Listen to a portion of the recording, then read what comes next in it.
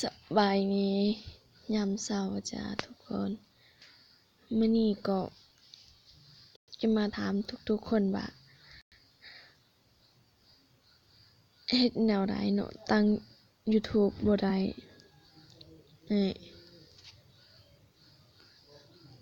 เอารูปขึ้น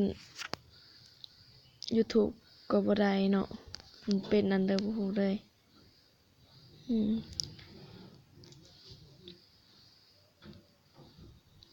โอ้เฮ็ดจักหน่อยถ้าไผฮู้เอ็ดละเอ็ดให้เบิ่งได้เด้อ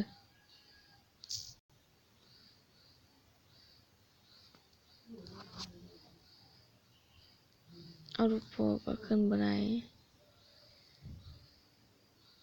ถ้าไผฮู้ตั้งแล้วตั้งให้เบิ่งได้เด้อทุกคน